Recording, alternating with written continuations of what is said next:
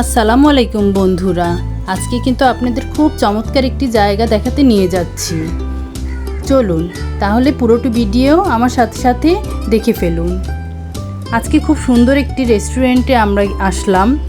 ভিতরে ঢুকেই এরকম একটি ঝর্ণা দেখে আমার তো মন আনন্দে ভরে উঠল। চলুন বন্ধুরা তাহলে পুরোটা রেস্টুরেন্ট আপনাদের ঘুরিয়ে ঘুরিয়ে দেখাই, আর কোথায় কি খেয়েছি সেগুলোও দেখাবো ইনশাল্লাহ। প্রথম থেকে শেষ পর্যন্ত ভিডিওটি দেখবেন। আমরা এখন চলে যাব রেস্টুরেন্টের দ্বিতীয় তলায়। দ্বিতীয় তলাটিও একদম খুবই সুন্দরভাবে সাজানো গুছানো। সিঁড়ি দিয়ে উঠতে উঠতে দুই পাশের গাছগুলো দেখতে ভালোই লাগছিল বন্ধুরা।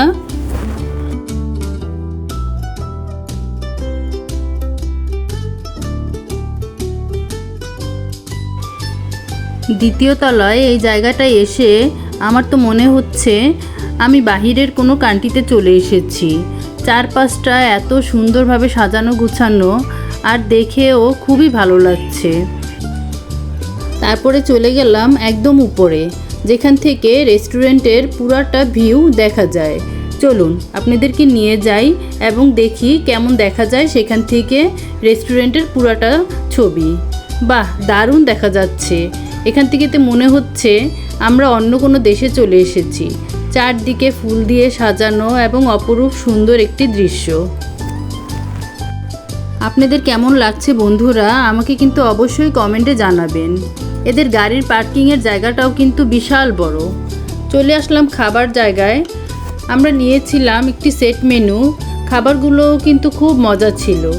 আমরা সবগুলো খাবারই খুব ভালোভাবে মজা করে খেয়েছি।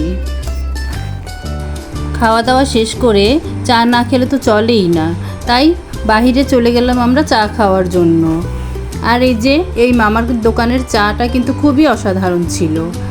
আচ্ছা বন্ধুরা, এখন কোথায় এসেছিলাম আমরা আপনাদেরকে ছোট করে একটু জানিয়ে দিচ্ছি। আমরা এসেছিলাম লিভ লাউঞ্জ রেস্টুরেন্টে।